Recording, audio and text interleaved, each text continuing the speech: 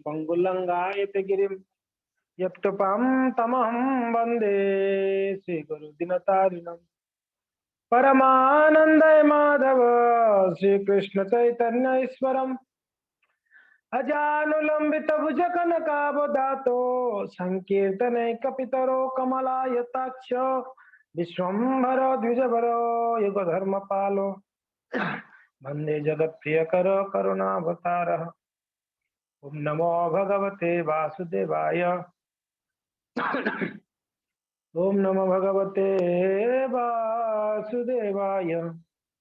ओम नमो भगवते वासुदेवाय।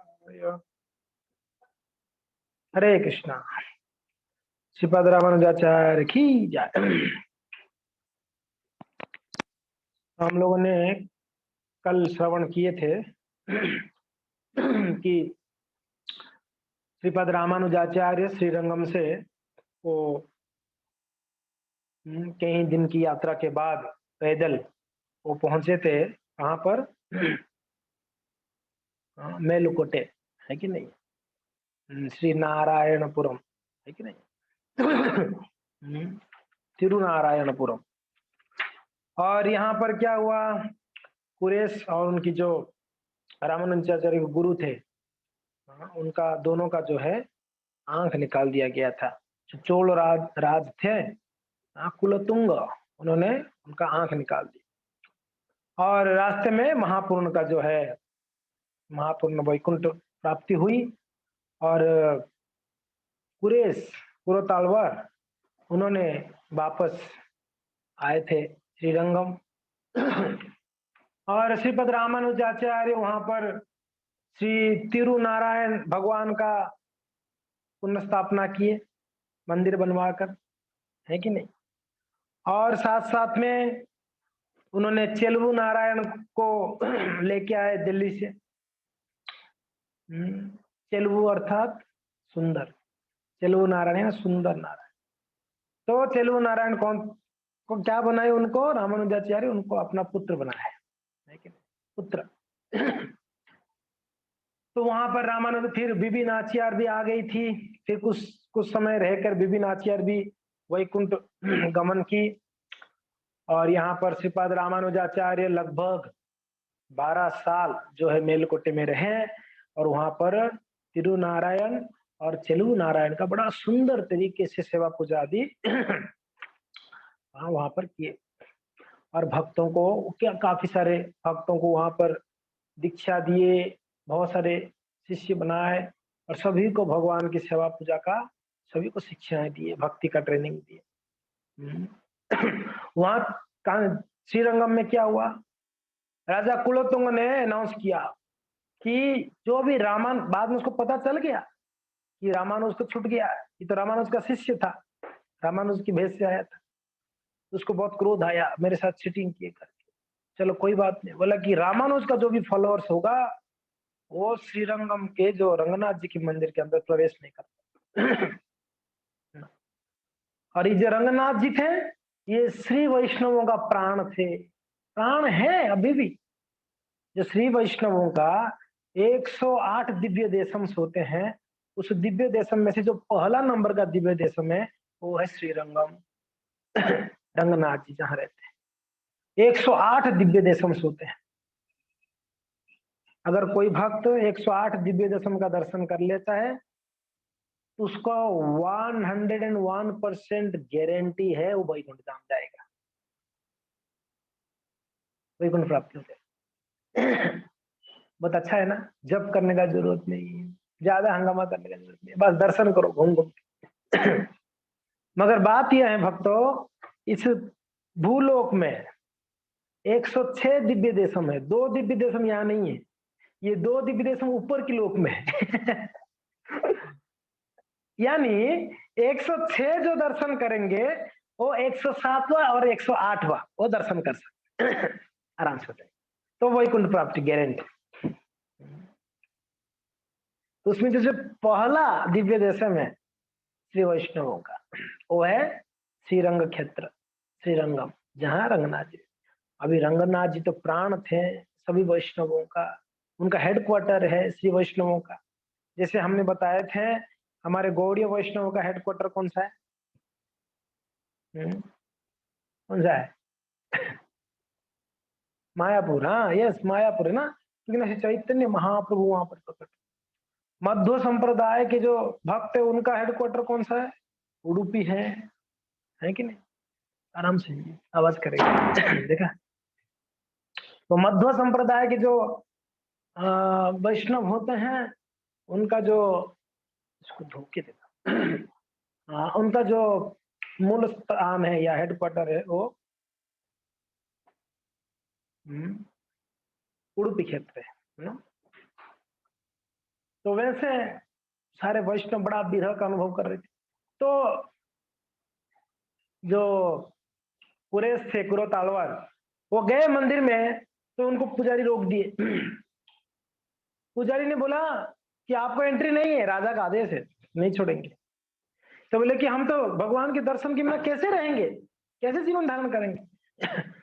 बोले कि एक कंडीशन है, आपको अंदर छोड़ा जाएगा। बोले बताओ। आप यहाँ पर प्रण लो कि आप रामानुजाचार्य को त्याग रहे हो करके। अगर आप रामानुजाचार्य को त्याग रहे हो तो आपको रंगनाथ जी का दर्शन के लिए हम अंदर छोड़ेंगे। कुरेश जी बोले, कुरतालवर, मैं रंगनाथ जी को छोड़ सकता हूँ, रामानुज को नहीं छोड़ सकता। क्या बोले? मैं रंगनाथ जी को छोड़ सकता हूँ मगर श्रीपाद रामानुजाचार्य मेरे गुरुदेव को कैसे छोड़ूंगा? ये है गुरु निष्ठा, ये है गुरु भक्ति। प्रामाणिक गुरु के प्रति इतना निष्ठा होना चाहिए हम भक्तों का। और हमारा निष्ठा, हमारा शरणागति देखकर गुरु हमको कृपा करते हैं। तो उन्होंने इनकार कर दिए, ठीक है रंगनाथ जी का दर्शन नहीं होगा चलेगा, मगर मैं रामानुज को तो नहीं छोड़ सकता। हमको अगर ऑप्शन दिया जाए भगवान या गुरु, हम तो बोलेंगे भगवान श्रेष्ठ है।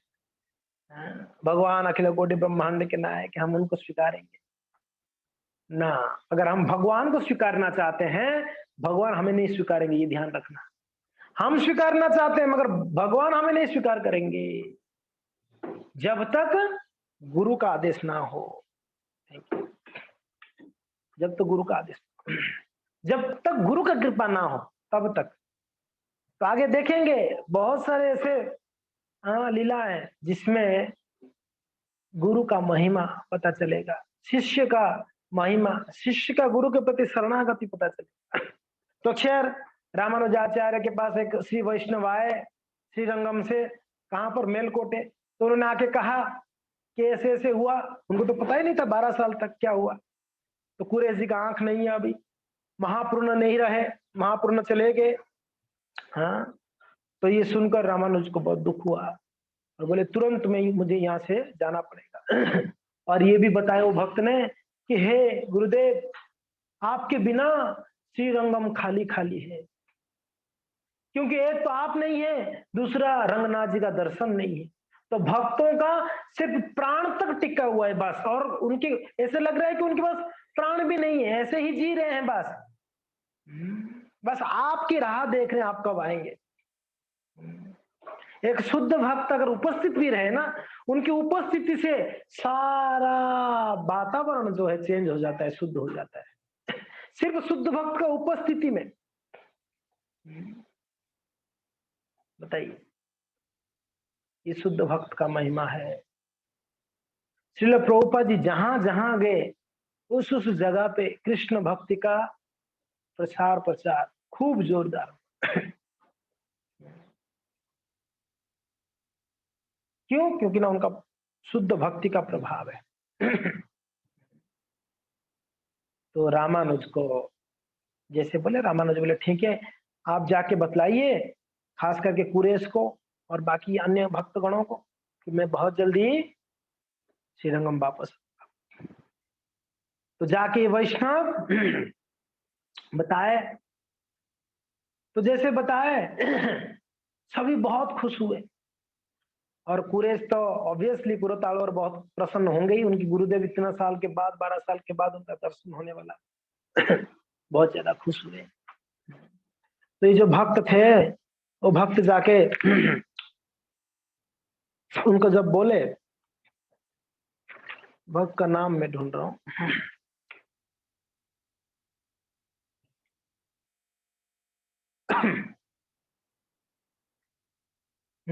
जो भी है।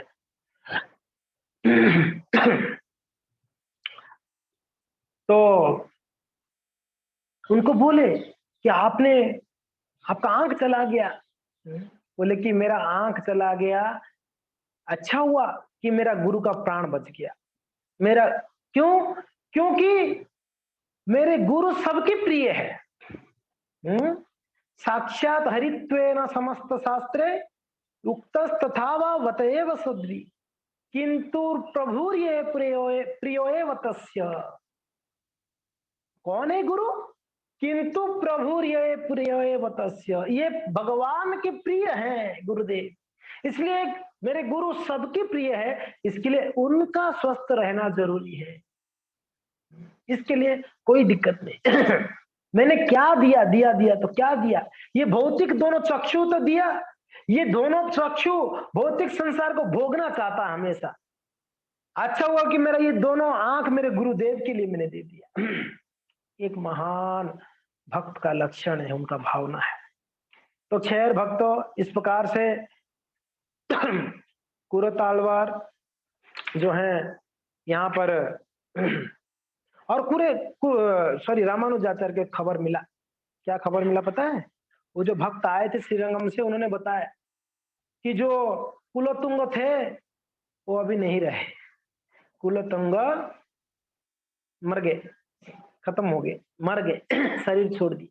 जो राजा थे ना, जिन्होंने आंख निकाल दिया था कुरेश का और महापुरुष का, तो मर गए। क्या हो गया? तो उनको पता है, उनको कीड़े पड़ गए। क्या पड़ा? कीड़े पड़ा उनको, कोढ़ हो गया, कुष्ठ हो गया। उनका नाम कृमिकंटक भी था। कुलोत्तुंग का दूसरा एक नाम था कृमिकंटक। उनकी गले में, कंठ में कीड़े पड़ गए, क्योंकि ना उन्होंने वैष्णव अपराध किया था, वैष्णव निंदा किए थे अपने इसी गले से। हाँ, तो उनके गले में कीड़े पड़ गए और वो कुछ दिनों में मर गया। ये वैष्णव अपराध का फल है। इसके लिए हम भक्तों को हमेशा प्रयास करें, वैष्णव निंदा, वैष्णव अपराध से बच के रहें। तो क्या हुआ? रामानुजाचार्य जब सुने तब वो खुश हुए, बोले कि चलो अच्छा हुआ कि ये जो कुलोतुंग था वो शरीर छोड़ दिए। खुश हुए। तो फिर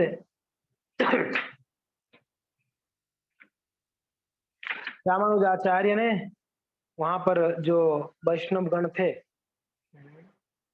वो सारे वैष्णव को बुलाकर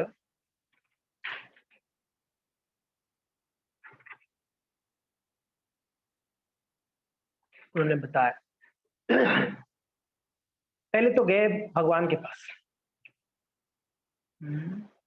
किनके पास? तिरुनारायण के पास गए, चेलू नारायण के पास गए। जाके बोले कि हे भगवान, अभी मुझे जाना होगा, आप मुझे आज्ञा दीजिए। हाथ जोड़ के आदेश लिए। तो तिरुनारायण हमेशा बात करते थे। ये जब जाके बोले रामानुजाचार्य मैं अभी जाना चाहता हूँ श्रीरंगम, भगवान कुछ नहीं बोले, मौन व्रत धारण कर लिए, कुछ बोले ही नहीं, रिप्लाई नहीं दिए। रामानुजाचार्य थोड़ा वेट किए, कुछ बोलेंगे क्या, कुछ नहीं बोले।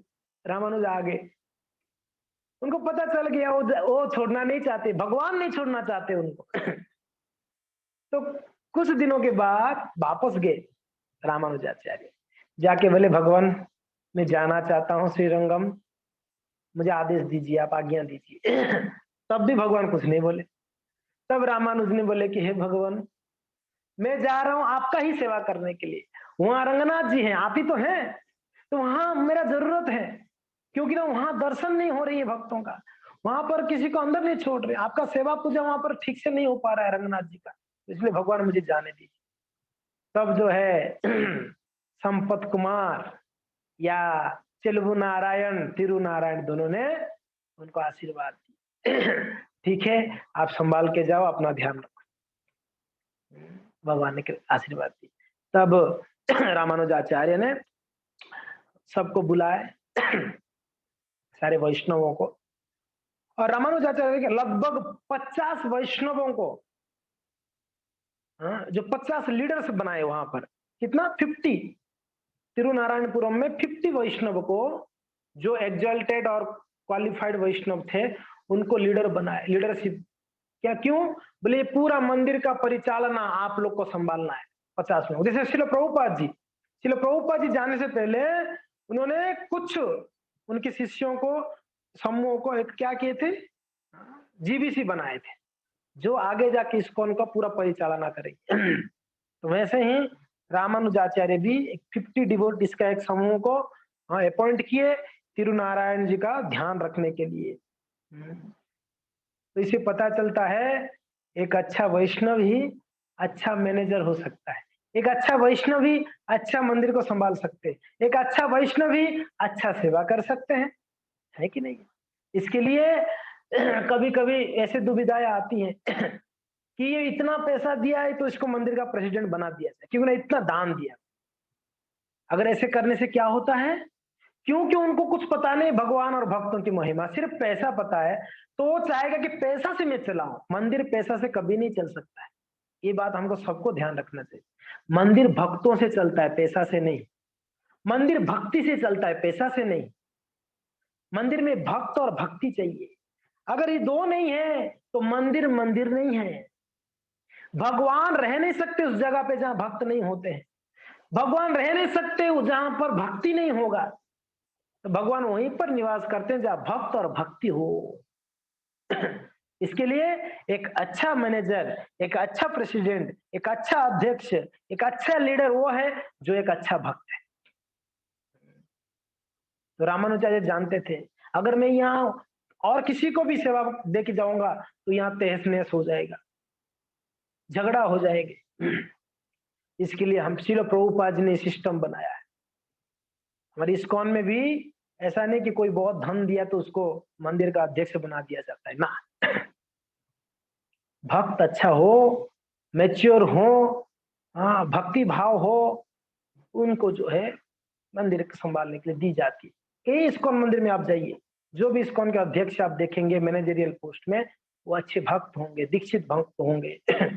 ऐसे तो हमारे इस्कॉन में नियम है, ब्राह्मण दीक्षा के बिना वो कोई मंदिर का मैनेजमेंट नहीं संभाल सकते। यस, ब्राह्मण दीक्षित है ट्वाइस, हाँ, सेकंड इनिशिएशन के बाद।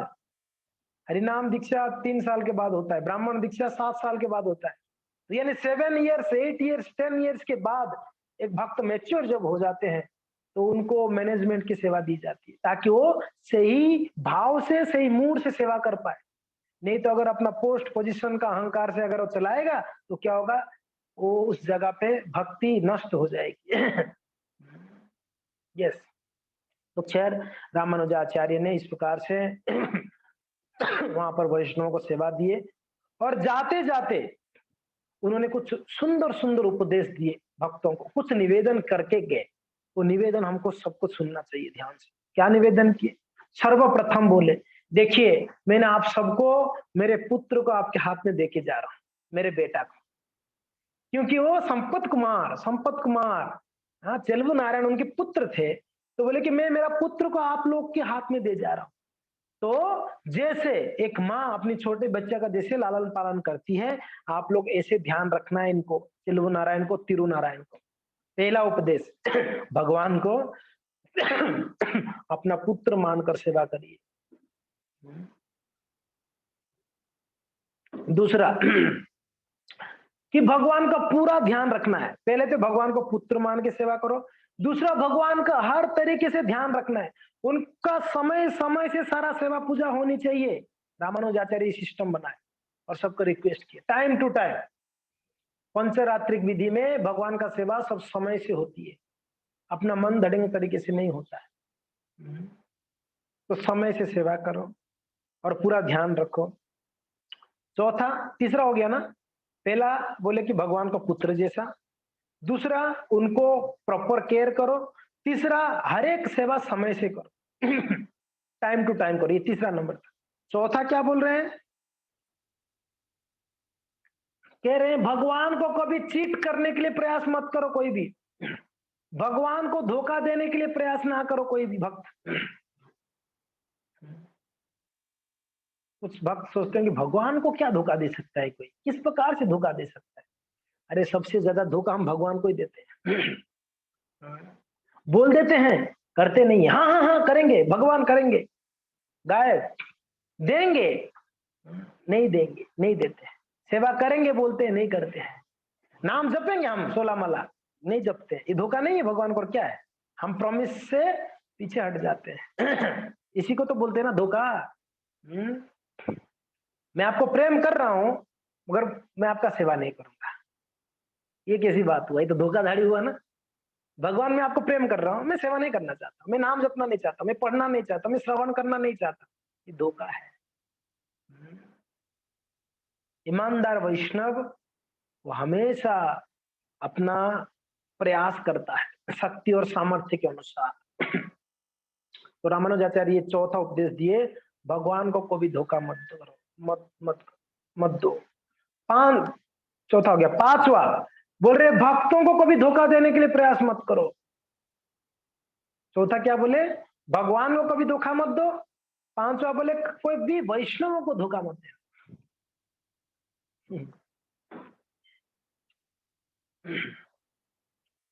इसमें कितनी कितनी गुह्य बातें हैं समझने के लिए। सिर्फ बोलने के लिए हम बोल दिया भगवान को धोखा मत दो, वैष्णव को धोखा मत दो, मगर इसको विचार करना चाहिए हमको। हम कितने धोखा देते हैं, कितने झूठ बोलते हैं, तो ध्यान रखनी चाहिए। ईमानदार भक्त हमेशा भगवान को प्रिय है। ईमानदार ईमानदार भक्त भगवान को हमेशा प्रिय है। अगर बहुत धन देता है, दौलत देता है, सेवा करता है, मगर ईमानदारी नहीं है, धोखाधड़ी है, भगवान को पसंद नहीं है वैसे बात। तो खैर पांचवा बोले कि वैष्णव को कभी धोखा मत दो। और छठा लास्ट उपदेश दे रहे हैं जाते जाते, बोल रहे हैं कि भक्तों एक दूसरे को कोऑपरेट करो। कोऑपरेट यानी एक दूसरे को हेल्प करो, एक दूसरे के साथ में रह के सेवाओं को करो। बिछड़ो मत, वैष्णवों का संग मत छोड़ो, एक दूसरे का मत को साथ देकर सम्मान कर कर आगे बढ़ो, सेवा करो ठाकुर जी का। सब लोगों का उद्देश्य एक रखो, कोऑपरेट ईच एंड अदर, एक दूसरे का हेल्प करो, कोऑपरेट करो। तो ये 6 उपदेश श्रीपाद रामानुजाचार्य ने बतला। तीसरा वाला है हर एक सेवा समय से करना, टाइम टू टाइम, ये तीसरा। दूसरा है भगवान का सही तरीके से ध्यान रखना। पहला है भगवान को अपना पुत्र मानकर उनका सेवा करना, उनको ध्यान रखना। ठीक है, तो इस प्रकार से बोले, मगर कोई वैष्णव तैयार नहीं थे रामानुजाचार्य को छोड़ने के लिए। सभी रो रहे थे आप मत जाइए यहां से। मगर अभी रामानुज को जाना था। 12 साल से रंगनाथ जी का दर्शन नहीं किए। रंगनाथ जी कौन थे? पति। पति रामानुजाचार्य के पति थे ना। भरद्वाज जी कौन थे? पिता, फादर। रंगनाथ जी पति, हस्बैंड, और ना चलु नारायण सन, पुत्र। तो पति से पत्नी दूर रह सकती है ना? तो ये भाव था, तो उनको जाना था मिलने के लिए। तो उन्होंने वहां से सभी से आज्ञा लिए। देखिए भक्तों, बहुत बहुत भाग्यशाली जो होगा ना, खूब स्वीकृति को जो इकट्ठा किया होगा ना, उसी को भगवान का सेवा मिलता है। भगवान का सेवा सभी को नहीं मिलता है। बहुत भाग्यशाली और बहुत स्वीकृतिवान जो होगा उसको जो है भगवान का सेवा मिलती है। बाकी भगवान का सेवा करने के लिए करोड़ों करोड़ों भक्त उपस्थित हैं, रेडी है सेवा करने के लिए। हमें क्यों मिल रहा है? क्योंकि ना भगवान चाहते हैं हम शुद्ध हो, और सेवा से भगवान को जरूरत नहीं है, सेवा सेवा हमें जरूरत है। ये ध्यान रखना जरूरी है। हम कभी कभी सेवा कर करके अहंकार आ जाती है, मैंने किया। अरे मैंने क्या किया? ये सेवा मैंने किया मेरे भलाई के लिए, भगवान को चाहिए नहीं हमारा सेवा। भगवान का सेवा करने के लिए कितने लोग हैं? लक्ष्मी सहस्र शतसम भ्रम से व्योमानम। लक्ष्मी सहस्र, हजारों लक्ष्मियां रेडी एकदम लाइन लगा के खड़े हैं, मेरा नंबर कब आएगा भगवान का सेवा करने, वेटिंग लिस्ट में है वो लोग, और हमें मिल रहा है सेवा। तो सोचिए हम कितना भाग्यशाली है, हमारे ऊपर कितना कृपा है ठाकुर जी का, वैष्णवों का।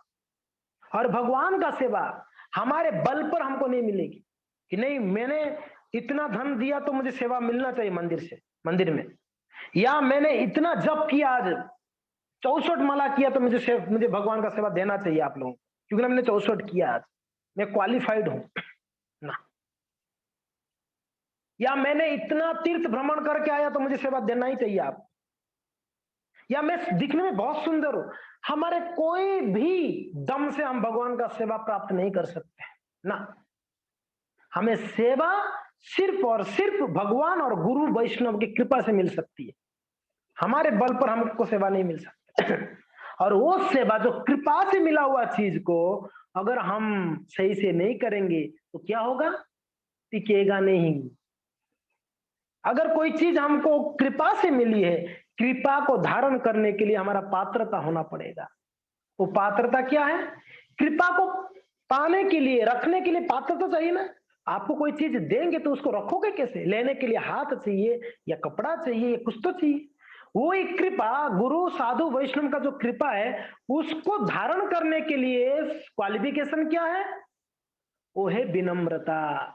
हमारा विनम्रता ही क्वालिफिकेशन है कृपा को लेने के लिए।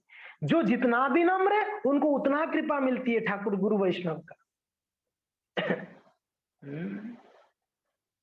विनम्रता। तो इसलिए भक्तों जो विनम्र हैं उन्हें भगवान का सेवा कृपा से मिलती है। हमारे उदयपुर में हम सब भाग्यशाली हैं, बहुत आसानी से सेवा मिल रही है।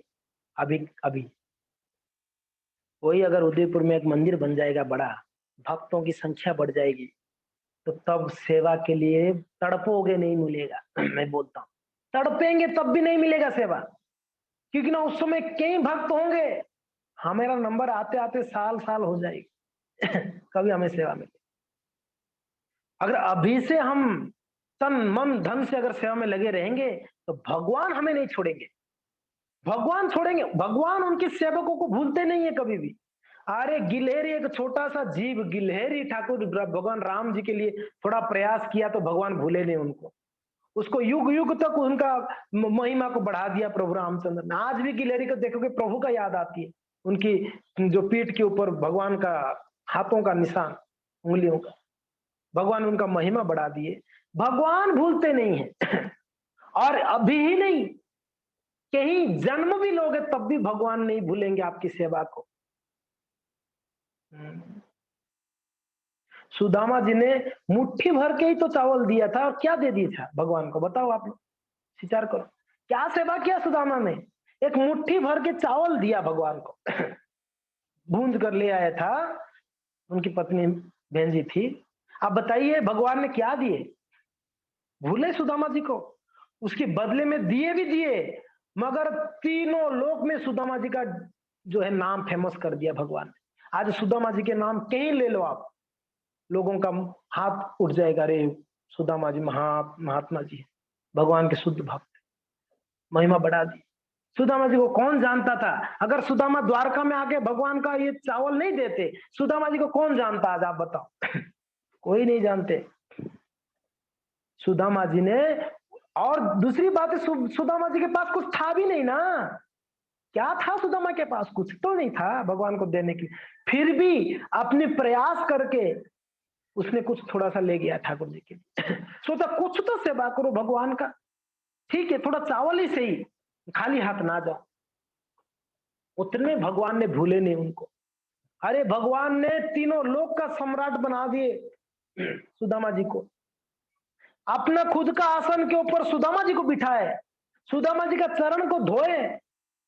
कैसे धोए पता है भक्तों, भगवान अपने आंसुओं से सुदामा जी का चरण धो दिए। अब बताइए, ये है भगवान की भगवत्ता, ये है भगवान की भक्त वत्सलता, ये है भगवान का स्वभाव। कोई एक कदम भगवान की ओर प्रयास करता है आने के लिए, भगवान उसके ओर 1000 कदम आगे बढ़ा के चले जाते हैं, आ जाओ, हाथ बढ़ा के ले लेते हैं उसको। तो एक कदम तो प्रयास किया जाए। तो इसलिए भक्तों, अगर सेवा मिलती है, तुरंत सोच लो कि क्या कृपा है आज भगवान का और गुरु वैष्णव का, मुझे सेवा प्राप्त हुई है। अगर मैं सामर्थ्य हूं तो मुझे जरूर करना चाहिए। तो सेवा को कभी भी हाथ से गंवाना नहीं चाहिए। वो भी मंदिर का।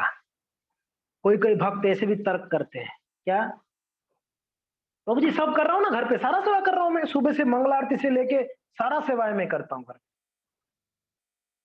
तो घर पे ही रहो, मंदिर में क्यों आना है? जरूरत ही नहीं ना। आप घर पे ही रहो, घर पे भजन करो, घर पे सो करो, मंदिर का जरूरत नहीं, भक्त जरूरत नहीं आपको। हमारे घर पे जो ठाकुर जी हैं, वो मंदिर की ठाकुर जी का विस्तार रूप है, विस्तार रूप है। और घर की ठाकुर जी में मंदिर की ठाकुर जी में अंतर क्या है मैं बताता हूँ। घर में सेवा जब तक ठीक ठीक करोगे प्रेम से, तब तक ठाकुर जी आपका सेवा लेंगे, ठाकुर जी वहां विराजमान रहेंगे। जिस दिन आपने प्रेम से सेवा नहीं किया, भगवान आपके घर पे नहीं रहेंगे। समझ में आ रहा है मैं क्या बोल रहा हूँ? घर में जो ठाकुर जी है, मंदिर में जो ठाकुर जी, अंतर क्या है समझ जाना चाहिए हम लोग। कोई अगर सोचता है मंदिर का जरूरत नहीं, घर में सब कुछ कर रहा हूं मैं सेवा पूजा, ये घर में एक तो जो विग्रह है या जो भी फोटो है, वो मंदिर की भगवान का क्या है, प्रतिमूर्ति है, विस्तार है। दूसरा, हम जब तक प्रेम से सही से ही सेवा करेंगे, मैंने दो चीज बोला, एक तो प्रेम से, दूसरा सही सही, मन धड़न तरीके से नहीं, सही सही सेवा करेंगे, तो हमारे घर पे ठाकुर जी रहेंगे, विग्रह में या फोटो में, जो भी सेवा करना। जिस दिन प्रेम नहीं होगा, हम लोग, आप एक बार विचार कर लो, हम लोग कितना प्रेम से करते हैं सेवा, थोड़ा सोच लो, कहां है हमारा प्रेम भगवान के प्रति? हम मन धर्म तरीके से ही कर रहे हैं। जब मन हुआ तब हम भगवान को जगाएंगे, जब मन हुआ तब खिलाएंगे, जब मन हुआ तब उनको सुला देंगे, जब मन हुआ कहीं भी चले जाएंगे 2-4 दिन के लिए, घर पे पड़े हैं ठाकुर जी। यानी वो एक डॉल जैसे रखे हैं, डॉल पता है ना, खिलौना है, भगवान नहीं है हमारे घर पे, वो खिलौना है। हमारा मन मर्जी में उनको, जैसे बच्चा होता है ना, बच्चों को अगर खिलौना दे दोगे, तो कभी देखो छोटे छोटे बच्चे कुछ कुकिंग करके खिलाते हैं उस खिलौना को, डॉल को, आपने देखा, हमने गांव में देखा छोटे बच्चे वैसे ही डुप्लीकेट, हाँ, चूल्हा ले आएंगे, कुछ बना लेंगे, खिलाएंगे वो डॉल को। हाँ, बच्चों का ही स्वभाव होता है, कब भी सुला देंगे अपनी गोद में उस डॉल को। ये तो बच्चे डॉल के साथ खेलते हैं, जैसे ऐसे हम बना दिया ना ठाकुर जी को हमारे घर पे, प्रेम कहाँ रहा? तो हम अगले हफ्ते यानी जून महीना के पहला या दूसरा हफ्ते में हमने प्लान किए है, एक सेमिनार करेंगे, घर में विग्रहों का सेवा पूजा कैसे किया जाना चाहिए, क्या मिनिमम क्या नियम होनी चाहिए। तो हम एक सेमिनार करेंगे, 3 दिन का, 4 दिन। तो उसमें आपको डिटेल्स में बताएंगे शास्त्रों में एक गृहस्थ भक्त के लिए घर में क्या कैसे सेवा पूजा कर मन धड़ंग तरीके से। तो खैर भक्तों, हम ये कह रहे थे, भगवान का सेवा दिव्य है और ये कृपा से मिलती है, ये कृपा से मिलती है, और इसीलिए जब सेवा मिलती है उसको बड़े प्रेम से करना है। बड़े प्रेम से। तो खैर रामानुजाचार्य सभी वैष्णवों से आज्ञा लिए, देखिए गुरु शिष्य से आज्ञा ले रहे, जरूरत नहीं आज्ञा लेना, मगर आज्ञा ले रहे, हाथ जोड़ के मुझे आज्ञा दीजिए, मैं जाना चाहता हूँ। सारे वैष्णव जो है रामानुजाचार्य को बोले आप वापस आइएगा और हमारा प्रणाम बता दीजिएगा वहां के वैष्णवों को, हमारा प्रणाम बता दीजिएगा रंगनाथ जी को। हमारी तरफ से प्रार्थना की। तो इतना रो रहे थे, छोड़ने के लिए इच्छा नहीं था, इसलिए श्रीपाद रामानुजाचार्य क्या किए, स्वयं एक विग्रह बनाया अपना स्वयं का। क्या किए? एक विग्रह बनाया।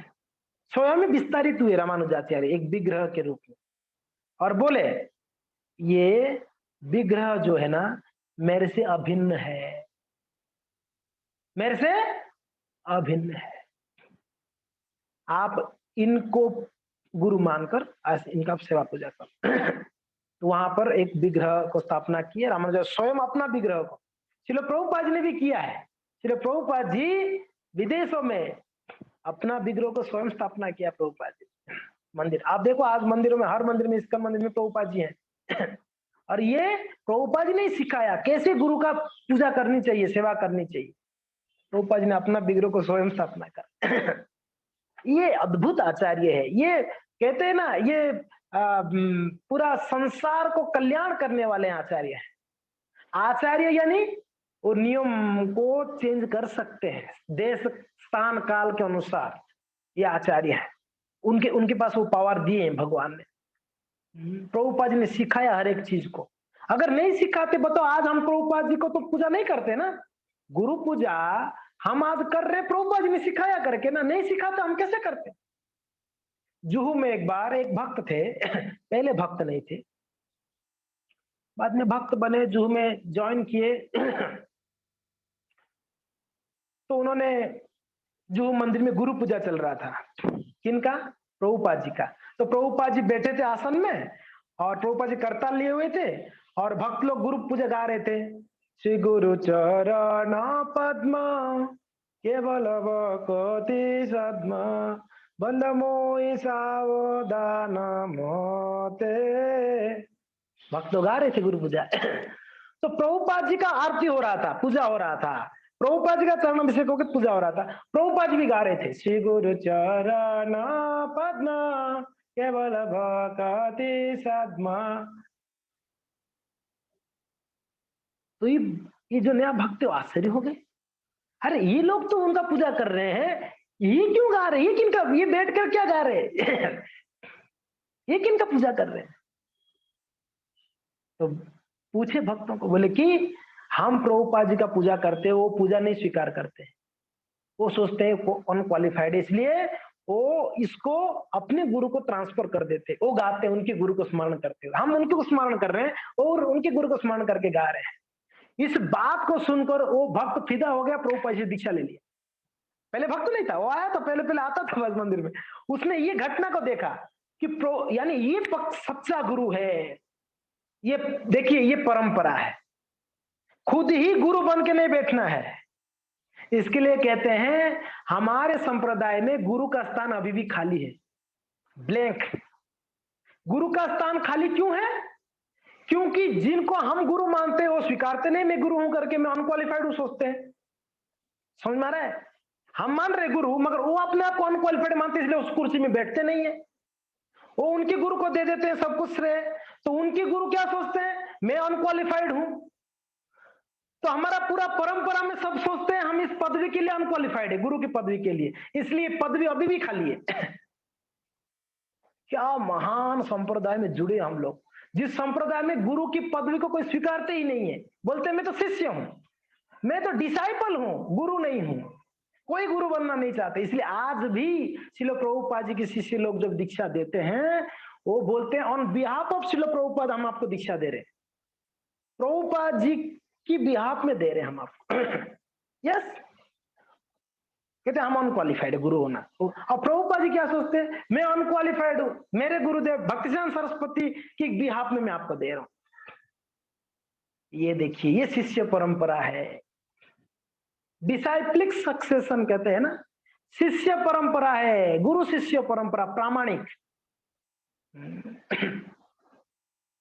तो श्रीपाद रामानुजाचार्य उनको वहां पर विग्रह को स्थापना करे, कर कर जो है वहां से फिर कुछ भक्तों को लेके वो वापस चलते चलते चलते चलते चलते श्रीरंगम पहुंचे।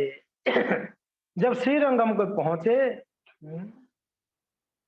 तो सर्वप्रथम उनके जो प्राण थे, उनके प्राण प्रिय रंगनाथ जी के पास तुरंत गए। सर्वप्रथम जाके प्रणाम किए, आंखों से अश्रु प्रवाहित हो रहा है। रामानुजाचार्य का आंसू नहीं रुक रहा था। भगवान को बहुत, एक पत्नी अगर पति को 12 साल के बाद मिलेगी,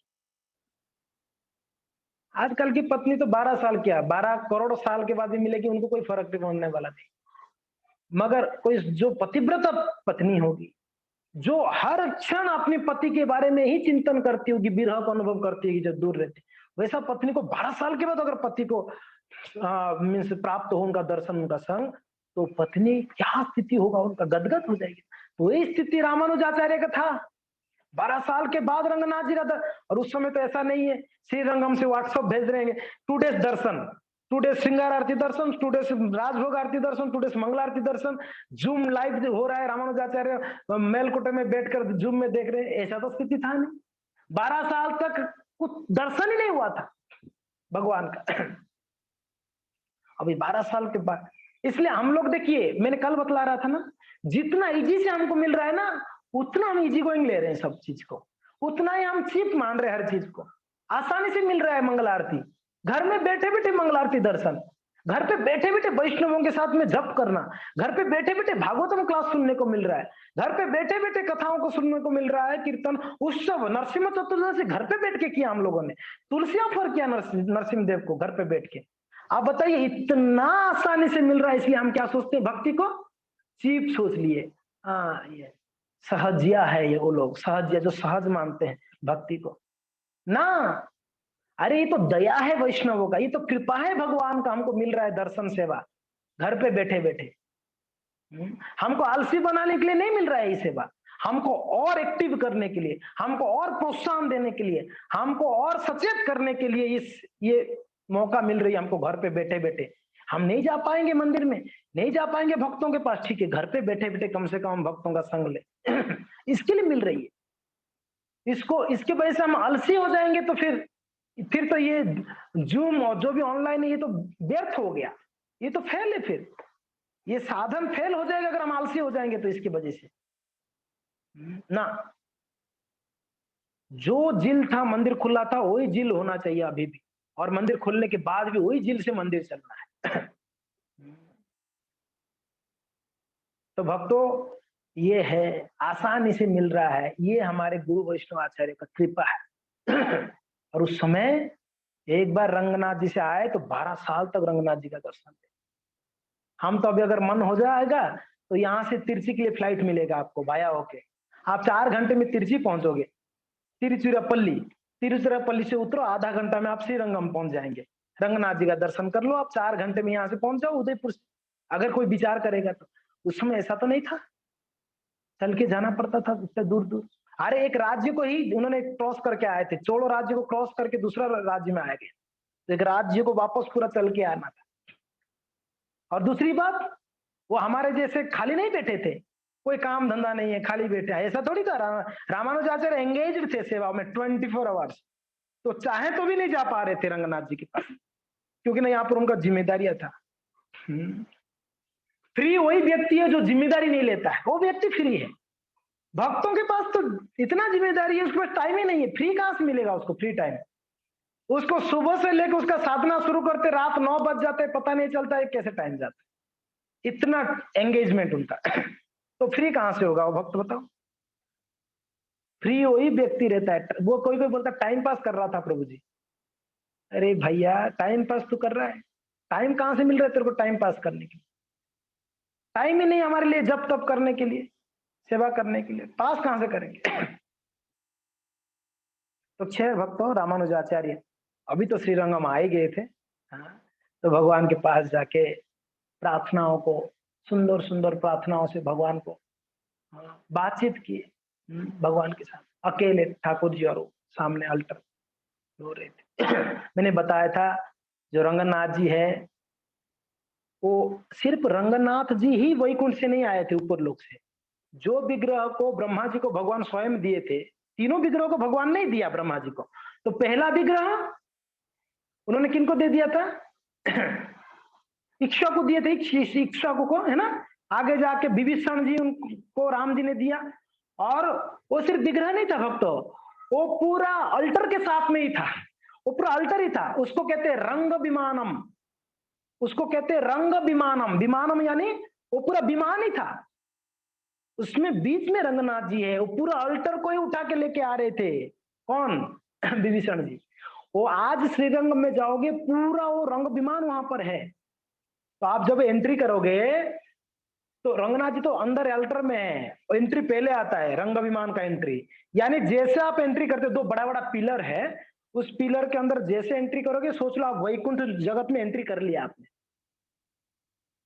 हम जब रंगनाथ जी गए थे, हमें बोले थे वहां के भक्त, बोले प्रभु जी ये जो 2 पिलर दिख रहा है ना, हम लाइन में जा रहे थे, वो पिलर से जैसे प्रभु आप चरण रखोगे, वो वैकुंठ लोक है। आप सोच लो, वैकुंठ में आपने प्रवेश कर रहे हो अभी, तो आप उसको प्रणाम करके वहां से प्रभु जी ज्यादा जप करना उसके अंदर, क्योंकि ना वैकुंठ में आप जाओगे, थोड़ी समय के लिए दर्शन है अंदर, तो वैकुंठ में कब तक रहोगे, तब तक जितना हो सके उतना भगवान का नाम स्मरण कर लेना, क्योंकि ना यहाँ का लाखों करोड़ों नाम लेने से वैकुंठ में एक नाम लगा, एक नाम उतना शक्ति है।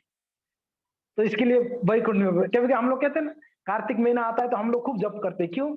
उसका महिमा ज्यादा है उस महीने का। जैसे वृंदावन जाते तो उसका महिमा अलग है, स्थान का, समय का महिमा होता है।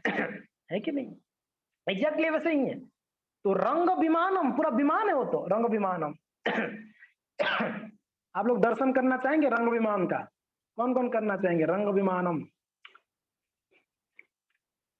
मैं सर्च करता हूँ, मिल जाए तो अच्छा है। विमानम। मिल गया, रंग विमानम।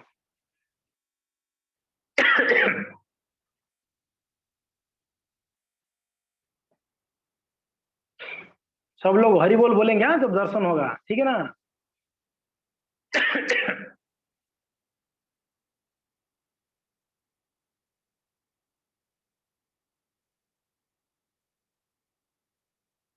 श्री श्री रंग विमान की जय।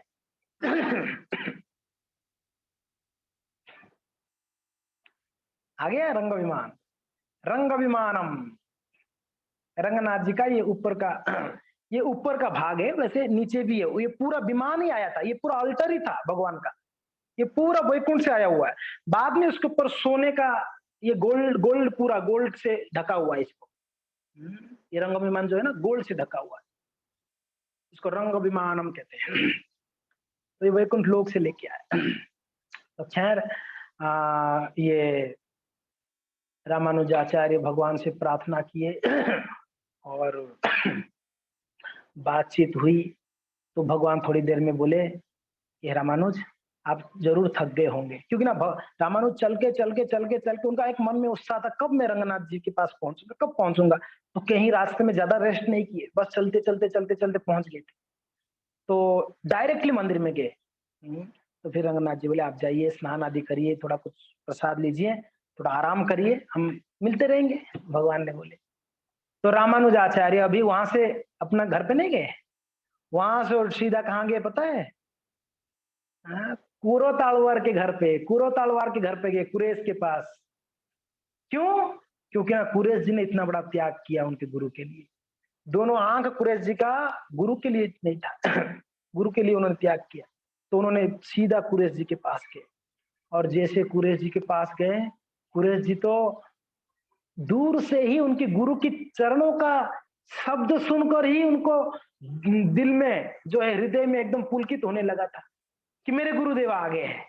उनको खबर तो था आने वाले हैं, मगर जैसे उनके चरणों का शब्द सुने, जैसे ही रामानुजाचार्य के शरीर से टच होके जो हवा गया उनके पास, वो हवा से ही पहचान लिया कि मेरे गुरु आ रहे हैं। देखो गुरु और शिष्य का ये कनेक्शन देख रहे हैं आप लोग, इतना अटूट तो उन दोनों का कनेक्शन होता है गुरु शिष्य का, वो पता चल जाता है। तो जैसे पहुंचे कुरो तालवार के पास श्रीपाद रामानुजाचार्य, और पूरे जीवास रोने लगे, गुरु की दोनों चरणों को पकड़ लिए, दोनों चरण को पकड़ के इतना रोए, गुरु की चरण का अभिषेक किया अपने आंसुओं से। रामानुजाचार्य का दोनों चरणों का अभिषेक किया अपने आंसू से, इतना रोए। 12 साल के बाद गुरु का सानिध्य मिल रहा है। अभी भौतिक दृष्टि से तो दर्शन नहीं कर सकते हो, मगर आध्यात्मिक दृष्टि से उनका स्पर्श कर रहे हैं, उनको अनुभव कर रहे हैं, मेरे गुरुदेव है, तो रो रहे हैं। रामानुजाचार्य उनको चरणों से उठाकर अपने गले में ले लिए, अपने हृदय में ले लिए, आलिंगन कर लिए। हे कुरेश आप उठिए करके, कुरतालवार। रामानुजाचार्य गदगद हो गए, उनके आंख से भी आंसू। किसके लिए?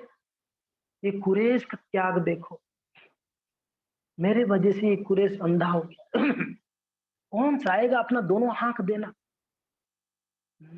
अभी के समय पर ये संभव नहीं है भक्त, मगर 1000 साल पहले ऐसे शिष्य हुए हैं जिन्होंने अपने गुरु के लिए अपना प्राण झोंक देते थे, भक्तों के लिए अपना प्राण झोंक देते थे। आज हम लोग तो भक्तों की प्रार्थना के लिए नहीं आ पाते आधा घंटा, ये हम लोग का ये दुर्दशा है। एक आधा घंटा के लिए हम प्रेयर्स के लिए नहीं आ पाते, भक्तों के लिए वो भी। आप बताइए हम क्या भक्ति में प्रगति कर पाए। उस समय भक्तों के लिए प्राण देने को तैयार थे, भगवान के लिए प्राण देने को तैयार थे। श्रीरंगम में एक बार मुगलों ने अटैक किया था, मुसलमान लोगों ने तो अटैक किए, तो जब पता चला मुगलों ने अटैक कर रहे हैं तो पुजारी लोग क्या किए, बहुत बाद की बात है, मीन्स रामानुजाचार्य की बात की बात। तो क्या किए, रंगनाथ जी को अंडरग्राउंड में लेके छुपा दिया, किसी को नहीं पता है, सिर्फ कुछ पुजारियों को पता था। मुगलों ने आया, मुसलमान ने, और औरंगजेब की सब टीम, उससे भी पहले की बात। तो देखे अल्टर में भगवान नहीं है, तो सारे पुजारियों को लाइन से खड़ा किए, लाइन से। बोले आप लोग बता रहे हो कि नहीं बता रहे हो, कहां है आपकी भगवान, रंगनाथ जी कहां है पूछ रहे। पुजारी लोग नहीं बोल रहे, बोले हमें नहीं पता है। तो नहीं बोले तो एक एक पुजारी का गला को ऐसे सबके सामने काटा जाता था। मंदिर के अंदर, मंदिर में 7 दीवार हैं, 7 बाउंड्रीज है, 7 बाउंड्रीज, 7 बाउंड्री में हर एक बाउंड्री में 4-4 दीवार है, 7 को 28 दीवार है, 28 ये है गेट से, 28 गेट, 28 गेट है। और 7, मैंने शायद ये लास्ट टाइम में बताया था, मैं ये बताऊंगा ये कैसे बना श्रीरंगम का मंदिर। ये एक अद्भुत घटना है, श्रीरंगम का मंदिर कैसे बना। ये रामानुजाचार्य से पहले बना था श्रीरंगम का मंदिर, एक्चुअली आलवर्स ने लोगों ने बनाए थे, आलवर्स। तो मंदिर के अंदर, या मंदिर के अंदर यानी बाउंड्री के अंदर ही, पहले वाला बाउंड्री के अंदर पुजारी लोग रो रहे थे, और उनको एक एक जन को सब लोग देख रहे हैं, एक एक जन का गला काटा जाता था, ऐसे हलाल करते थे, खचाक मरते थे। दूसरा पुजारी को पूछते थे क्यों, शायद वो डर के बता दे। क्योंकि ना देखिए मुगलों ने जितना हमारा अनिष्ट किया है ना, ये क्या बोलते हैं उनको, जवन जवन, ये जवन लोगों ने, जवन शासन इतना हमारा अनिष्ट किया भारत को, इतना तो कोई नहीं किया। हमारे सारे संस्कृति को लोग बिगाड़ा। आप लोग को पता है हमारा जो शास्त्र है ना, इसका सिर्फ अभी 6% शास्त्र बचा है हमारे पास। कितना परसेंट, ओनली 6%। 94% शास्त्रों को, क्योंकि ना शास्त्र को श्रुति कहा जाता था, पहले तो सुन के याद किया जाता था, मगर बाद में कलयुग में जब आया तो भगवान व्यासदेव जी ने क्या किया, उसको रचना कर दिए। बोले कि लोगों को स्मरण नहीं होगा, इसके लिपिबद्ध कर, पूरा शास्त्र को लिपिबद्ध किया गया व्यासदेव जी के समय पर, 5000 साल पहले। इतना शास्त्र था। जब ये जवन लोगों ने अटैक किया हमारा भारत को, तो क्या किया पता है भक्तों, हमारे शास्त्रों को जला जला कर मांस पकाया। इन लोगों ने मांस खाने के लिए मांस को पकाया, हमारा शास्त्रों को जला के, हमारे जो भी शास्त्र था ना उसको जलाते, जला जला के मांस पकाए, कई सालों तक मांस पका के खाया इन लोगों ने। तो अब 94% शास्त्र जला के लोग खत्म कर दिया, मांस पका के खा लिया। 6% बचा है शास्त्र। इतना भी हम पढ़ेंगे तो शायद कि हमारा कितना 100 जन्म लगेगा इतना शास्त्र पढ़ने के लिए। सिर्फ भगवत गीता हमको समझने के लिए इस जन्म निकलेगा। भागवतम में 18,000 श्लोक है, महाभारत में कई लाखों श्लोक है, चैतन्य चरितामृत है, भक्ति रसामृत सिंधु है, हरिभक्ति विलास है, रामायण है, इत्यादि इत्यादि इत्यादि इत्यादि, उपनिषद, पुराण, इतना कुछ है, हम तो पढ़ ही नहीं सकते हैं। ये 6% वाला है, ये सब मिला के 94% ये जवन लोगों ने जला के खाया, मांस खत्म कर दिया सब कुछ। अब बताइए, और उसको हमारे आचार्य लोगों ने संभाल संभाल के, प्रभुपाद जी की कृपा से कुछ ट्रांसलेशन हमको मिल गई है, तो हमको अच्छे से प्राप्त हुआ है, नहीं तो वो भी नहीं मिलता हमको। संस्कृत तो हमको पल्ले ही नहीं पड़ता, संस्कृत पढ़ेंगे तो हमारे पल्ले ही नहीं पड़ेगा, ये समझ ही नहीं आएगा। क्या समझेंगे हम शास्त्रों को, आप बताइए। ये था, तो ये मुगल लोगों ने एक एक पुजारी को काटते थे, एक को काटा, दूसरा को काटा, तीसरा को काटा, चौथा को काटा। एक माता जी को सहन नहीं हुआ, उसका खून खोल रहा था, मगर करेगी क्या, कुछ नहीं कर सकती। इस जवन सेनाओं का ताकत बहुत था, ये लोग बहुत ज्यादा थे, सब लोग के हाथ में तलवार आदि था, क्रूर थे ये लोग। तो माता जी को सहन नहीं हुआ, वो जो उनका महामंत्री था, जो मेन लीडर, उनके पास जाके बोली मुझे पता है भगवान कहां पर है, क्योंकि ना उनको बचाना था। किनको? ब्राह्मणों को मार रहे थे, पुजारी लोग को मार रहे थे, भक्तों को मार रहे थे, उनको सहन नहीं हो रहा। बोले कि मुझे पता है। बोले बताओ कहां पर, आओ मैं बताता हूं। उसको लेके गई मंदिर के ऊपर। श्रीरंगम के जो गोपुरम होता है ना, जो गेट होता है उनका गोपुरम होता है। क्या होता है? गोपुरम, ऊपर का भाग। आप साउथ का गेट्स देखा आप लोगों ने? एक गोपुरम है श्रीरंगम में जिसको राज गोपुरम कहते हैं, सबसे बड़ा, दुनिया में सबसे बड़ा गोपुरम है। देखना चाहेंगे आप लोग राज गोपुरम को? चलिए आपको दिखा देते हैं राज गोपुरम।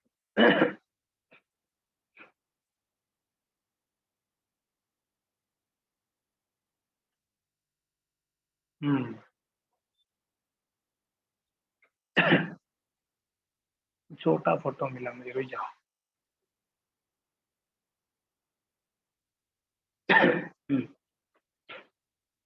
आप देख लीजिए, ये सबसे बड़ा गोपुरम है श्रीरंगम में, और ये दुनिया का सबसे बड़ा गोपुरम। ये तो आपको लगेगा मंदिर है, लग रहा है ना ऐसा मंदिर है करके, ये मंदिर नहीं है, ये गेट है एक्चुअली। श्रीरंगम मंदिर का गेट है ये, एक एक गेट है ये। अब बताओ कितना बड़ा है ये। आप तो यहाँ फोटो में आपको आप अंदाजा नहीं लगा सकते हो, वहां जाइए आप, आपको ऐसा ऊपर देखना पड़ेगा आकाश में। गोपुरम को देखने के लिए, इतना बड़ा है ये गोपुरम। राजगो तो एक गोपुरम के ऊपर लेके गई ये माता जी, किनको? उस मुगल मेन हेड को, सेनाध्यक्ष को ऊपर लेके गई, और ऊपर से वो बोला कहाँ है बताओ, भाई मैं दिखाता ऊपर आओ। तो ऊपर चढ़ने के बाद सबसे ऊपर लेके गई, उसको बोले देखो नीचे है। तो उसने ऐसे देख रहा था, ऊपर से धक्का दे दी माता जी ने, और वो नीचे गिर के मर गया। मर गया। तो बाकी जो सेना थे, क्योंकि ना सेनाध्यक्ष से खत्म हो गया, तो बाकी सेना डर के भाग गए वहां से, तो वो बचा ली प्राण। अभी वो गोपुरम, ये माता जी जो थी ना, ये विवाह नहीं की थी। व्हाइट कपड़ा पहनती थी, श्वेत कलर की कपड़ा। इनकी स्मरण में वो गोपुरम का नाम श्वेत गोपुरम रखा गया, जिस गोपुरम, और क्या की पता है क्या, इतना नहीं थी, उन्होंने नीचे धक्का दे दिया तो मर गया वो सेनाध्यक्ष। अभी ये सोचने लगी ऊपर से, अरे मैं कितना पापिष्ट हूं, मैं कितना पापी हूं, मैंने एक जीव का हत्या कर दिया, वो भी मंदिर के अंदर। ओहो कितना बड़ा पापी हूं मैं। फिर उन लोगों में मेरे में क्या अंतर है? ये लोग भी मारा, मैं भी तो मारी ना, मैंने भी हत्या किया ना एक व्यक्ति को, और मंदिर के अंदर मारा, मीन्स मैंने मंदिर को और अपवित्र कर दी। तो बिचारी दुखी होके रोके हुए बोले कि मेरा प्राण में त्याग दूंगी। वो गोपुरम से कूद गई नीचे। वो माता जी जैसे कूदी, रंगनाथ जी आके पकड़ लिए वो माता जी को, अपने गोद में ले लिए तुरंत। तो माता जी को लेके नीचे रखे, स्वयं रंगनाथ जी उस माता जी को रक्षा किए।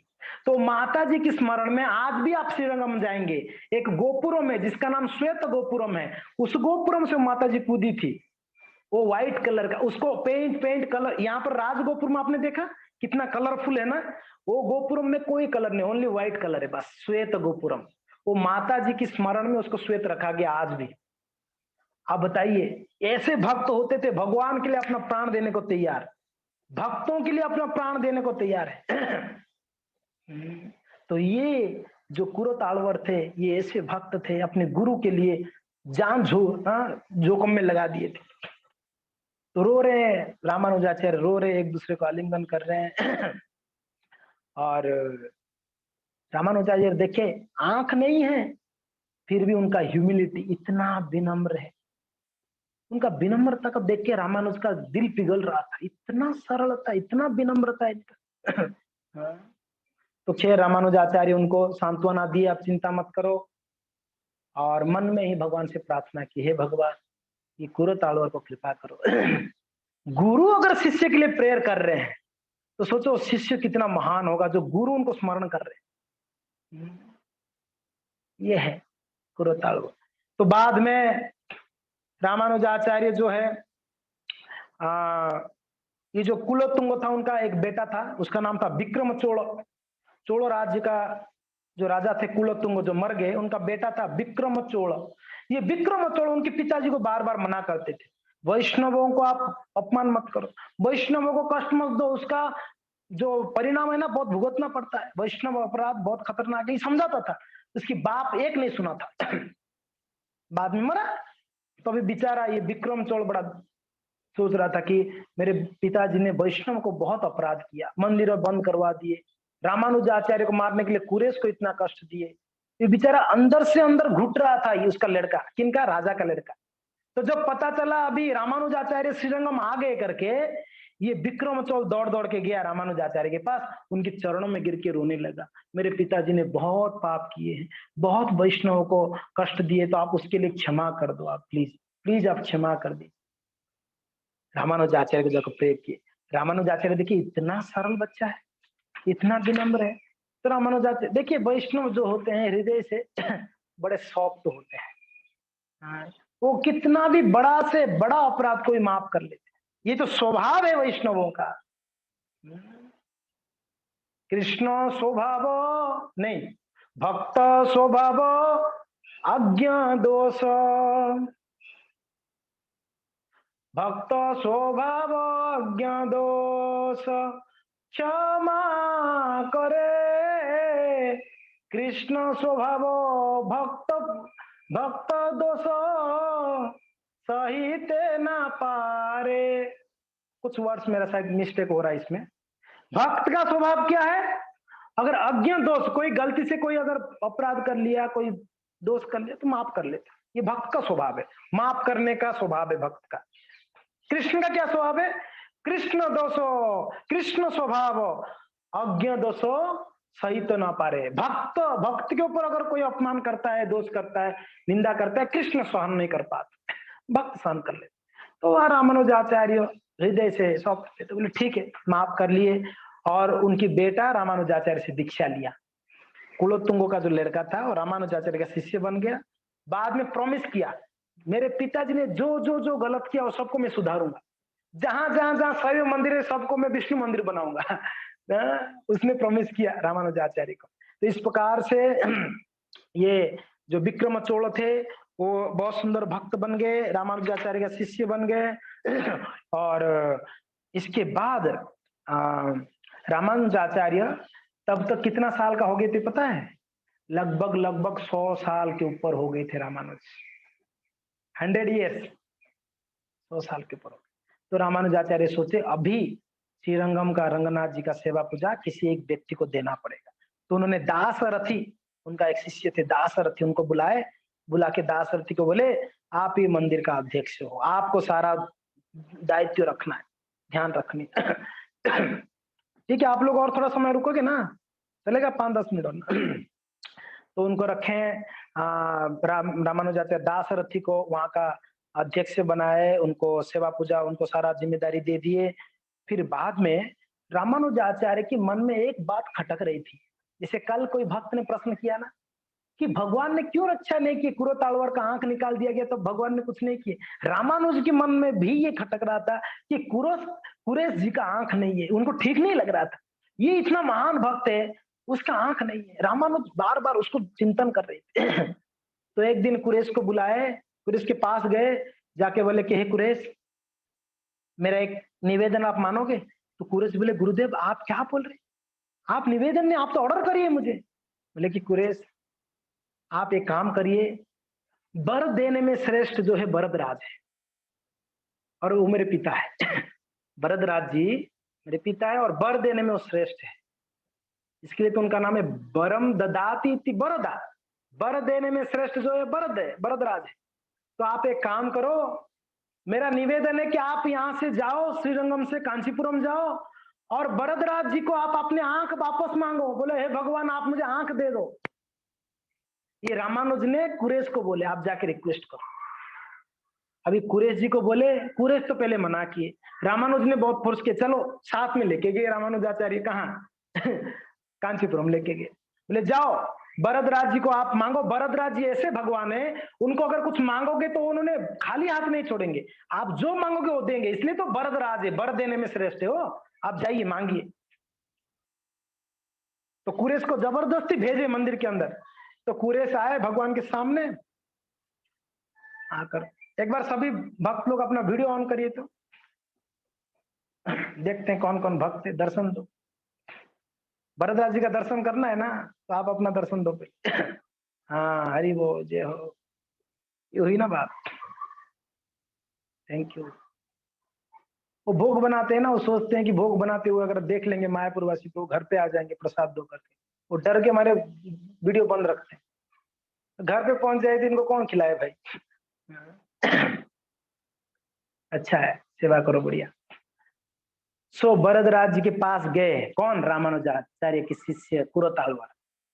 सामने जैसे गए भरद्वाज जी के सामने, जाके बोले हे भगवान आप कितने दयालु हैं। अभी इनको तो दिख नहीं रहा, आंख नहीं था, वैसे वो दर्शन कर रहे थे भगवान का हृदय से। बोले कि हे भरद्वाज मेरा एक निवेदन है, आप तो वर देने में श्रेष्ठ है, इसलिए कृपा करके आप मेरे गुरुदेव का स्वास्थ्य अच्छा रखे, उनको कृपा करिए।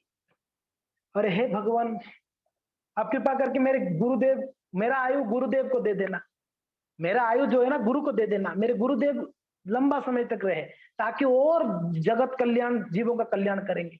ये प्रार्थना किए, प्रार्थना करके आ गए। तो रामानुजाचार्य पूछे कुरेश आपने मांगा? तो रामानुजाचार्य जैसे मिले तब पूछे तो बोले कि ओ गुरुदेव मैं तो भूल गया, मुझे याद ही नहीं हुआ है। आंख मांगने के लिए मुझे याद ही नहीं हुआ, मैं भूल गया।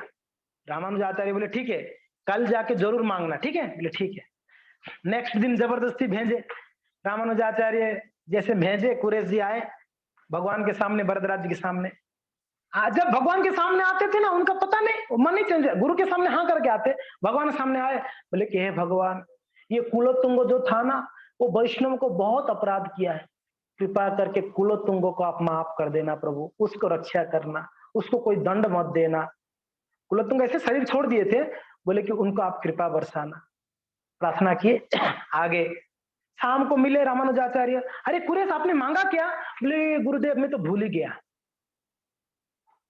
रामानुजाचार्य नेक्स्ट दिन, तीसरे दिन कुरेश को हाथ पकड़ के लेके गए, बोले कि आज कुछ नहीं भूलना, आज तेरे आपको मांगना ही मांगना है। क्या मांगना है? आंख मांगना है भगवान को जाके, याद रखना क्या मांगना है, आंख मांगना है, अपना आंख वापस दो करके। तो कुरेश गए, बोले प्रॉमिस आज मांगोगे आप कैसे भी करके? ठीक है गुरुदेव आपका आज्ञा। जैसे गए कुरेश जाके भगवान को बोले कि हे भरद्वाज मेरा गुरु का आज्ञा है, इसके लिए आप मुझे आंख देना, मगर मैं आपको और गुरुदेव को देख पाऊं और किसको नहीं देख पाऊं, मुझे ऐसे आंख देना। क्या मांगा? हे भगवान मुझे आंख दीजिए, मेरे गुरु का आदेश है, बस मैं आपको देख पाऊं, मेरे गुरुदेव को देख पाऊं, बाकी समय मेरा आंख बंद, मेरा आंख को दिखना नहीं चाहिए, आप दिखना चाहिए, मेरे गुरु दिखना चाहिए। भरद्वाज जी प्रसन्न हो गए। तब तक रामानुजाचार्य पहुंचे, क्या मांगा? बोले कि मैंने मांग लिया। क्या मांगा? बोले कि मैंने मांगा कि आपका दर्शन हो, ठाकुर जी का दर्शन हो, भगवान का दर्शन हो और आपका दर्शन, तब मेरा आंख खुला रहेगा, बाकी समय मेरा आंख बंद रहेगा। तब रामानुजाचार्य बहुत डांट लगाए, आप क्यों ऐसे कर रहे हो, खुद के लिए मांगने के लिए क्यों इतने शर्मा रहे हो? फिर रामानुजाचार्य एक बात बोले, आप क्या सोचते हो ये शरीर आपका संपत्ति है, आप जो चाहोगे वो करोगे इस शरीर के साथ, आपके मन में जो आता है वो करोगे। ये शरीर आप जब से मेरा शरण में आया, मेरे से दीक्षा लिया, तब से ये शरीर मेरा है, आपका नहीं है, ये संपत्ति मेरा है। हे कुरेश, ये कुरतालवार, ये शरीर आपका नहीं है, मेरा है, इसके लिए मैं बोल रहा हूं, आपका आंख मांगो, मेरा आदेश है। जब कुरेश को बोले रामानुजाचार्य ये शरीर मेरा है आपका नहीं है, तब रामानुजाचार्य का जो शिष्य थे कुरेश नाचने लगे, हरि बोल, जय हो गुरुदेव, जय हो गुरुदेव करके नाचने लगे। रामानुजाचार्य क्या हो गया, क्यों नाच रहे हो? बोले कि आज पक्का हो गया कि मैं वैकुंठ प्राप्ति होगा, मुझे भगवत प्राप्ति होगा। क्यों? गुरुदेव ने स्वीकार कर लिया कि ये शरीर उनका है, मेरा नहीं है, मेरा जीवन उनका है, मेरा नहीं है। तो गुरु का है, तो गुरु जब मेरे शिष्य को स्वीकार कर लेता तो भगवान उनको तो छोड़ ही नहीं सकते, उनको तो तिरस्कार कर ही नहीं सकते हैं। तो कुरेश ने नाचने लगे, खुश होके नाचने लगे। बताइए।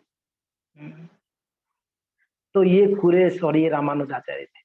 तो खैर बाद में कहते हैं कि रामानुजाचार्य भरद्वाज जी से बोले कि प्रभु ये तो आधा अधूरा मांगता है, मेरा निवेदन है उसको पूरा आंख दो, ये भगवान आपका ही सेवा में रहेगा।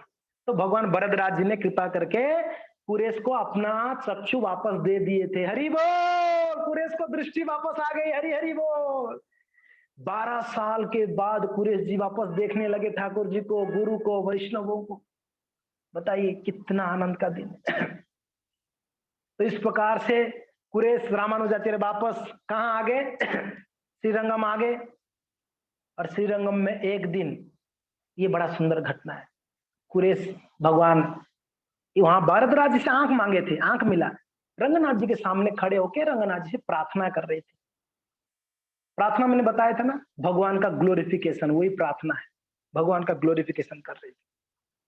तब तक रंगनाथ जी खुश होके बोल रहे हैं कि हे कुरेश, मैं बहुत प्रसन्न हूं आपकी भक्ति से, मैं बहुत प्रसन्न हूं आपके गुरु भक्ति से, आपकी भक्ति से, आपकी त्याग से, आपकी साधना से, आपकी सेवा से मैं बहुत प्रसन्न हूं। तो कुछ मांगो, मैं कुछ देना चाहता हूं। कभी ऐसे हुआ जगन्नाथ जी आके आपको बोले कि हे सुमन माता जी, मैं जगन्नाथ हूं, जगत का नाथ, आपको कुछ देना चाहता हूं, कुछ मांगो। नहीं तो ऐसे बोलेंगे हे पल्लवी माता जी, आपको कुछ चाहिए तो बोलो, मैं जगन्नाथ हूं आपके सामने। ऐसा कभी कभी कुरेश को भगवान सामने बोल रहे हैं आप कुछ मांगो। अगर हमको ऐसे भगवान बोलते तो हम बोलते 10 मिनट रुक सकते हो, लिस्ट बना लेता हूं मैं, 10 मिनट में लिस्ट बना के लाता, और हमारा लंबा लिस्ट भगवान के पास देते, ये चीज चाहिए, और कुछ छूट जाए तो बाद में ऐड कर लेंगे उसमें लिस्ट। कुरेश को जब पूछे, कुरेश क्या बोल रहे पता है? भगवान मुझे कुछ भी नहीं चाहिए, मुझे क्या चाहिए? मेरे पास गुरु है, मेरे पास आप हैं, मेरे पास वैष्णव हैं, और क्या चाहिए? गुरु वैष्णव आपके अलावा मुझे संसार में और चाहिए क्या? आप बोल रहे मांगने के लिए। नहीं कुरेश, मुझे मुझे मैं चाहता हूं कुछ देने के लिए, मैं बहुत खुश हूं, देना चाहता हूं, कुछ तो मांगो। मुझे अच्छा नहीं लगा, मेरे प्रसन्नता के लिए कुछ मांग लो। भगवान बोल रहे, जबरदस्ती कर रहे हैं, कुछ मांगो, कुछ मांगो, कुछ मांगो। कुरेश को इतना फोर्स करने के बाद कुरेश जी बोले, प्रभु सच में आप देना चाहते हैं? बोले हाँ बिल्कुल, मैं सच में देना चाहता हूँ। बोले भगवान, मुझे और ज्यादा समय यहाँ रुकना नहीं है, मुझे चले जाना है। मुझे यहाँ से जाना है, शरीर छोड़नी है मुझे। रंगनाथ जी ऐसे दुखी हो गए, ये क्या मांग लिया आपने? मेरे से दूर जाना चाहते हो आप? बोले बस आपने बोला दूंगा करके, जो इच्छा मेरा वो पूरा करोगे, तो अभी मेरा इच्छा यही है, मैं जाना चाहता हूँ, मैं यहाँ से, मुझे और नहीं रहना। बहुत हो गया भौतिक संसार। रंगनाथ जी क्या कर सकते हैं? बोले कि ठीक है, हे कुरेश, सिर्फ आप नहीं, आपकी रिलेशन में जो भी है सबको वैकुंठ प्राप्त होगा इसी जन्म में। भगवान ने ये आशीर्वाद कुरेश को दिया। क्या बोले? हे कुरेश, इसी जन्म में आप तो जाओगे ही, मेरे धाम में आओगे, आपके रिलेशन में जो भी है वो सब भी मेरे धाम आएंगे। ये रंगनाथ जी ने आशीर्वाद दिया कुरेश को। और कुरेश ने तब आशीर्वाद लेकर घर पे आए, घर पे बता दिए अपनी पत्नी आंडाल को, उनके दोनों बच्चों को पता चल गया कि अभी पिताजी जाने वाले। इच्छा मृत्यु देखो, इच्छा मृत्यु है कुरेश जी का, वो स्वयं चाह रहे थे जाने के लिए, अभी पता है उनको जाना है। अब घर पे पता है, सबको पता चला धीरे धीरे कुरेश जाने वाले हैं। रामानुजाचार्य के पास खबर गया, रामानुजाचार्य दौड़ आए। क्या खबर मिला पता है रामानुजाचार्य को? हे गुरुदेव, हे गुरुदेव, पता है क्या हुआ? क्या हुआ ना? रंगनाथ जी को ये कुरेश जो है मांग लिया कि उनको यहाँ से जाना है। अच्छा, बहुत दुखी हुए रामानुजाचार्य। बोले कि गुरुदेव एक विशेष बात है। बोले क्या? रंगनाथ जी बोले कुरेश की रिलेशन में जो भी होंगे सब वैकुंठ जाएंगे। तब रामानुजाचार्य अपनी जो वो था ना उत्तरी था, उसको निकाले, ऐसा हवा में घुमा के नाचने लगे, हरि बोल हरि बोल हरि बोल, कूदने लगे जोर जोर से रामानुजाचार्य। शिष्य लोग पूछे गुरुदेव क्या हो गया, क्यों कूद रहे, इतना खुश क्यों है? बोले कि मेरा टिकट कंफर्म हो गया, क्योंकि मैं कुरेश का गुरु हूं, उनकी रिलेशन में हो गया ना मैं, तो उनकी रिलेशन में जो भी सब वैकुंठ जाएंगे, तो आज मेरा जीवन धन्य हो गया, कुरेश के वजह से मैं वैकुंठ जाऊंगा, इसके लिए मैं आज आनंद मनाऊंगा। और रामानुजाचार्य नाचने लगे। क्या भाव देखो, वहां कुरेश का भाव देखो, यहाँ रामानुजाचार्य का भाव देखो। गुरु शिष्य के लिए कृतज्ञ थे, शिष्य गुरु के लिए कृतज्ञ थे। रामानुजाचार्य गदगद हो गए। पर मन में दुख तो था। कुरेश के पास आए, कुरेश जी लेटे हुए थे अभी सैया में, अपना प्राण त्यागना था कुरेश जी को। तो रामानुज आए, कुरेश को अपनी गोद में लिए, गोद में बिठाए, गोद में सुलाए। उनकी दोनों पुत्र रो रहे थे, पत्नी रो रही थी, उनको सांत्वना दिए, चिंता मत करो, ये जाएंगे, यहाँ सेवा कर रहे थे, वहां जाके ठाकुर जी का सेवा ही करेंगे, परम पदम प्राप्ति होगी। श्री संप्रदाय में जो वैकुंठ प्राप्ति को कहते हैं परम पदम प्राप्ति, यानी भगवान का चरण कमल प्राप्त होगा। तो चिंता मत करो, इनका परम पदम प्राप्त हो रहा है और इनकी कृपा से हम सब जाएंगे। ये खुश था, उनके मन में खुशी। तो कुरेश को अंत में सब वैष्णव खड़े थे, सब रो रहे थे, कौन चाहेगा कुरेश जैसा भक्त चला जाए। सब रो रहे थे, सब खड़े थे। और रामानुजाचार्य एक प्रश्न पूछे कुरेश को, हे कुरेश, आप भगवान को ऐसे क्यों मांगा यहाँ से जाने के लिए? तो कुरेश बोले, गुरुदेव मैं तो वैष्णव सदाचार का पालन किया बस। बोले कि इसमें कौन सा वैष्णव सदाचार है? बोले सिंपल है गुरुदेव, आप आने वाले हैं ना, तो मैं पहले जाऊंगा तब ना तैयारी करूंगा आपका वेलकमिंग के लिए। वहां पर वैकुंठ में मैं पहले जाऊंगा तो आपको वेलकमिंग के लिए वहां तैयारी करने पड़ेगा ना, आरती प्लेट आदि आपको सब सजाना है, तो मुझे पहले ही जाना पड़ेगा ना, गुरु से पहले शिष्य को जाना चाहिए, आपको स्वागत करूंगा मैं वहां पर। क्या भाव है, देखो क्या भाव। रामानुज सोच रहे मैं कुरेश के लिए मेरा जीवन धन्य हो गया। प्रभुपाद जी कहा करते थे, अगर मेरे शिष्यों में कोई एक शुद्ध भक्त निकलेगा तो मेरा जीवन सार्थक हो जाएगा। प्रभुपाद जी ऐसे कह रहे थे, जबकि प्रभुपाद जी का विनम्रता था, यहाँ रामानुजाचार्य का विनम्रता है। जैसे प्रभुपाद जी का हजारों शुद्ध शिष्य बने, शुद्ध भक्त बने, बताइए। अब प्रभुपाद जी कहते थे, एक शुद्ध भक्त रहेगा, एक ब्रह्मांड को तार सकता है, एक शुद्ध भक्त वन यूनिवर्स को तार सकता है एक शुद्ध भक्त, इतना शक्तिशाली होता है। अब प्रभुपाद जी ने क्या किया, विश्व भर में जो है ये एक मूवमेंट को प्रभुपाद जी ने प्रचार किया, जहां आज घर घर में बैठ के लोग भजन कर रहे हैं, आनंदमय जीवन को व्यतीत कर रहे हैं, भक्तिमय जीवन को। ये प्रभुपाद जी का तपस्या है, प्रभुपाद जी का शुद्धता है। तो ये रामानुजाचार्य थे। खैर धीरे धीरे कुरेश जो है धीरे धीरे गुरुदेव को प्रणाम किया, अपनी आंख बंद किए, मन में स्मरण किए गुरु की चरण कमलों को, भगवान के चरण कमलों को, वैष्णवों के चरण कमलों को स्मरण करते हुए। और थोड़ी समय में सब लोग के सामने सब कीर्तन कर रहे थे धीरे धीरे मंद गति में, और कुरेश जी ने सबके सामने सामने उन्होंने स्मरण करते हुए अपना प्राण को त्याग दिए। जय कुरतालवार की जय, श्रीपाद रामानुजाचार्य की जय, गौर भक्त वृंद की जय। इस प्रकार से कुरेश अपना प्राण को त्याग। क्या सौभाग्य होगा, रामानुजाचार्य की गोद में प्राण त्यागे, गुरु की गोद में शिष्य प्राण त्यागे। अद्भुत लीला है, अद्भुत लीला है। रामानुजाचार्य अपने स्वहस्त से उनको लेके उनका संस्कार आदि, अंतिम संस्कार आदि किए। तो इस प्रकार से कुरेश जी का देहांत हुआ, कुरेश जी का वैकुंठ गमन हुआ। फिर धीरे धीरे कुछ दिन के बाद क्या हुआ, और भी जो वैष्णव थे वहां पर श्रीरंगम में गोष्ठीपूर्ण, ये गोष्ठीपूर्ण कौन थे आपको याद है ना, रामानुजाचार्य को मंत्र दीक्षा दिए थे, सेकंड इनिशिएशन मंत्र दीक्षा गोष्ठीपूर्ण। तो गोष्ठीपूर्ण का भी यही हो गया था, गुरु थे ना ये, तो रामानुजाचार्य का गुरु थे वो। तो गोष्ठीपूर्ण भी वैकुंठ धाम वापस गए।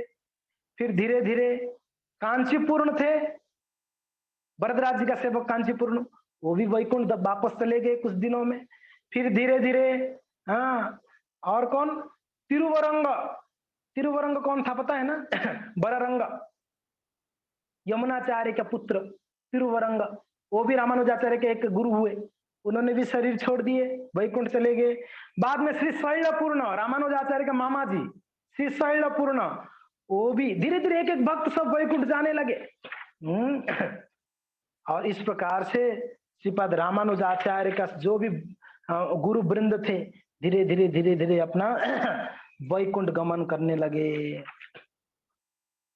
अभी श्रीपाद रामानुजाचार्य लगभग लगभग 118-20 साल हो गई थी तब तक, एज हो गया था। अभी रामानुजाचार्य सोचे अभी मुझे चलना चाहिए, बहुत समय रह गया मैं, अब मुझे वैकुंठ धाम जाना चाहिए। तब श्रीपाद रामानुजाचार्य सारे वैष्णव को बुलाकर उनको अंतिम उपदेश दिए। श्रीपाद रामानुजाचार्य अंतिम उपदेश देकर श्रीपद रामानुजाचार्य सभी वैष्णव बुला के बतला रहे थे। जैसे वहां से निकले, कहां से, मेलकोटे से सारे वैष्णव को, यहाँ से अभी तो वैकुंठ ही जाना था, तो सारे वैष्णव को बुलाए थे, सारे वैष्णव रूम थे। तो तब श्रीपद रामानुजाचार्य बोलने लगे। क्या बोलेंगे ये सुनना है, नेक्स्ट क्लास में आना पड़ेगा। श्रीपद रामानुजाचार्य की जय, कुरेश की जय, गौर भक्त वृंद की जय।